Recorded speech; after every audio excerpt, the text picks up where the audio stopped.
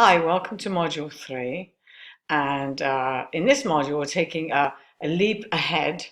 We've gone from looking at the origins of the folktale, looking at the study of the folktale, and now we're looking at the fairy tale. And we're going to sort of go back and forth between the two because they're so inextricably linked. It's really hard to look at one without the other. And so in this module 3, we're going to be looking at the evolution of the oral form, which is very important, and looking at perceptions of childhood, okay, which takes us into whole new territory. So basically the learning objectives in this module are going to be to appraise the movement from oral to written, right, which is a big shift from sort of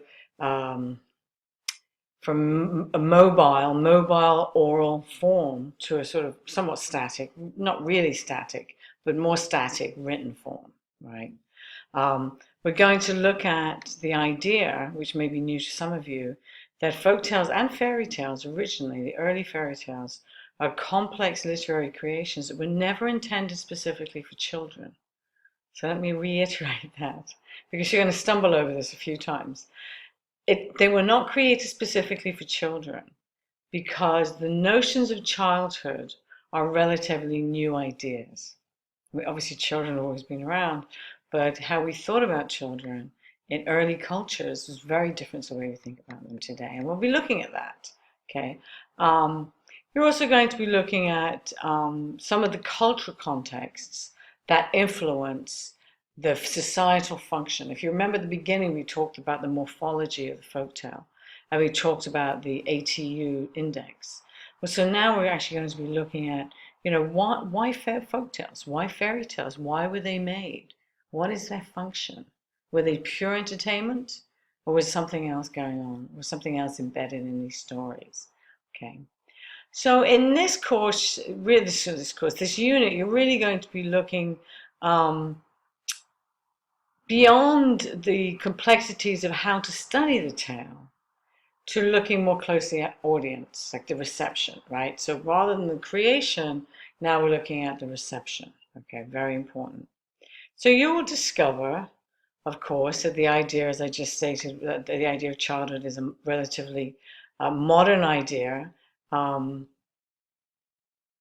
oral cultures didn't really differentiate between the psychology and the emotional development of a child from that of an adult, right? They were often seen really as just smaller versions of adults, just these little creatures that grew, but that didn't need any particular kind of development. And so children, of course, were exposed to pretty much the same things that adults were exposed to, and especially in rural societies, in these country villages, in these country settings, where people worked on the land and every child was a worker alongside its parents, and they shared the same living quarters, they told the same stories, and so on and so forth.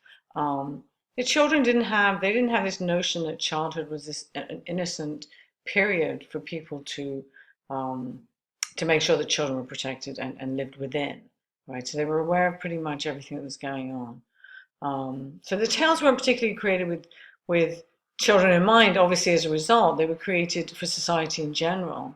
And you're going to have to look at, what I would like you to look at anyway, is to look at the idea of, who was listening to these stories, and some of the ideas that were embedded in these stories, and how their universality, and how they would have may have been received by adults and children.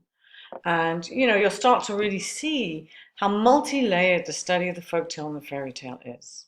Okay, it's not what we come to it thinking, right? Our notions of what we think the fairy tale is maybe change somewhat throughout the course, I hope. Anyway, so that's really it in module 3.